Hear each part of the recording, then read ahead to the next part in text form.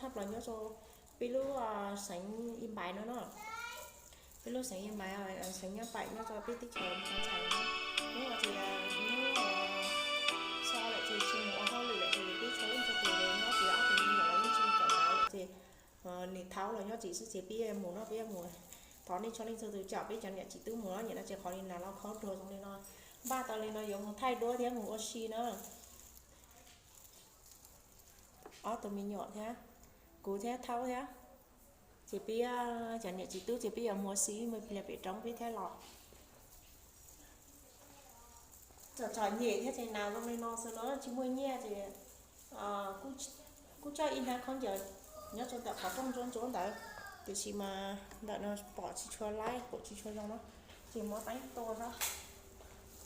tôi thấy ok chỉ bỏ kia trong này bỏ chim manh này nó bỏ chim manh kia đi nhớ cho đợi nó gì rồi chọn cho nít sai nào đấy còn ra có như sợ chỉnh chung chú háo xứ để nó sánh không giờ bây giờ chọn ra pin mù nó đợi nó khó trong theo của khâu nó để cho sánh không đồ nó cho mù thì bây giờ một thay đũa mùa xí nó thoáng đi cho nên tôi rồi chảo y mù nó cho nó tao cho nên nó ban chơi chảo của pi mùa xí nha cho bé trong ít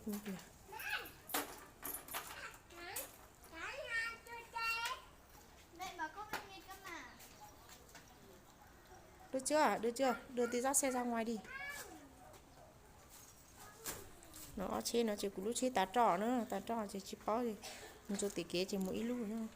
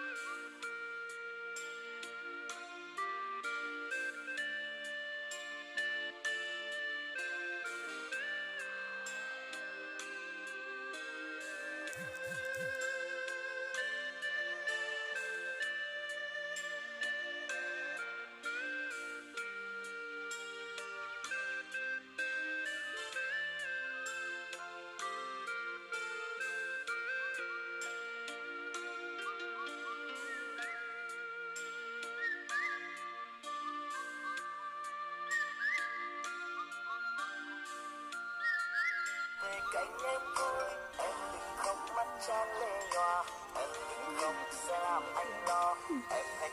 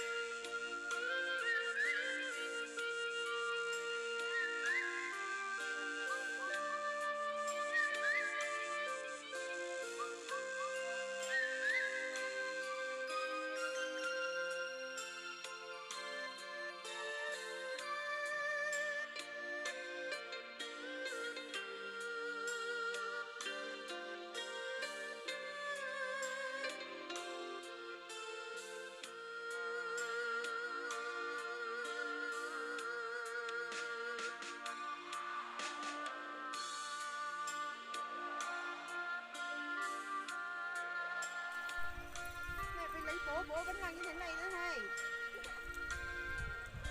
Có đâu.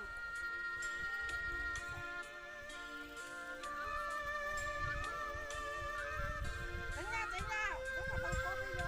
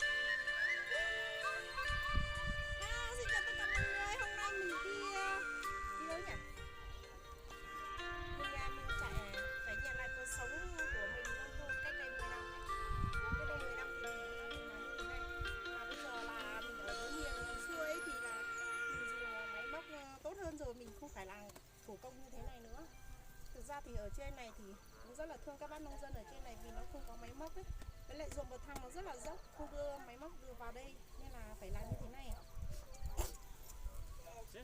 Cuộc sống thì nó cũng rất là khổ nhưng mà nó cũng rất là thanh bình và bình yên nha. Mọi người có thể lên vào mùa vàng như thế này để trải nghiệm cuộc sống nông dân ở trên này, nó cũng khá là vui vẻ, không có bon chen như ở thành phố. Tính nhá, tính nhá, tính nhá nhá, rơi rồi. Bố mẹ con ghi được đoạn đấy không? Đó. Chứ mà chưa tới thì con chỉ like mà chả biết là gió đi đâu. Gió ra chỗ con nhảy con xuống rồi.